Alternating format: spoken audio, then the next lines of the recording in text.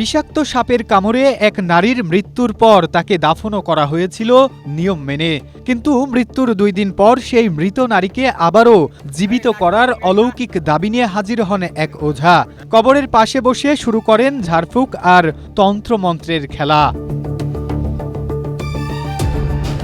বিজ্ঞান ও বাস্তবতাকে বৃদ্ধাঙ্গুলি দেখিয়ে এমন চাঞ্চল্যকর ঘটনা সামাজিক যোগাযোগ মাধ্যমে ছড়িয়ে পড়তেই শুরু হয়েছে ব্যাপক আলোচনা সমালোচনা।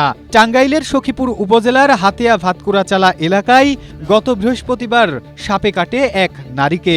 এরপর উপজেলা স্বাস্থ্য কমপ্লেক্সে নিয়ে গেলে চিকিৎসক তাকে মৃত ঘোষণা করেন এবং পরিবার লাশ দাফন করে।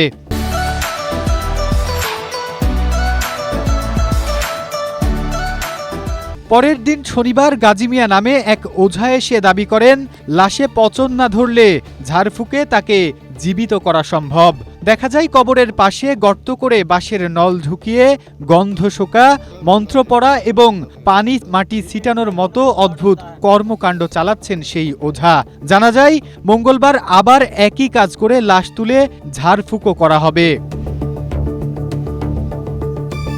আলেমদের মতে মানুষের প্রাণ একবার চলে গেলে কিয়ামতের আগে দুনিয়ায় তাকে ফেরানোর ক্ষমতা একমাত্র মহান আল্লাহ ছাড়া আর কারো নেই। ওঝার মাধ্যমে মৃত মানুষকে জীবিত করার দাবি করা বা বিশ্বাস করা স্পষ্ট শিরকি আকীদা ও শরীয়ত বিরোধী কুসংস্কার।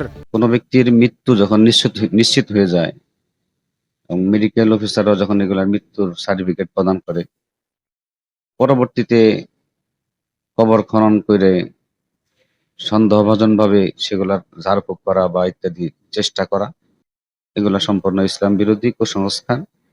এই সমস্ত কুসংস্কার থেকে বেঁচে থাকাই ভালো।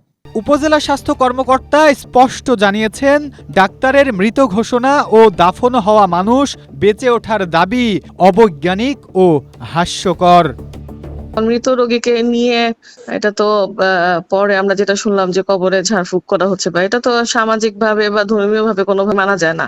মেডিকেল সায়েন্স এবং ধর্মীয় বিধান উভয়কেই তোয়াক্কা না করে ভণ্ড ওঝার পেছনে অন্ধবিশ্বাস মূলত সামাজিক অসচেতনতারই স্পষ্ট রূপ। কুসংস্কার মুক্ত সমাজ গড়তে আলেম সমাজ ও প্রশাসনের সমন্বিত পদক্ষেপ দাবি সচেতন মহলের। Desk report, Asia post.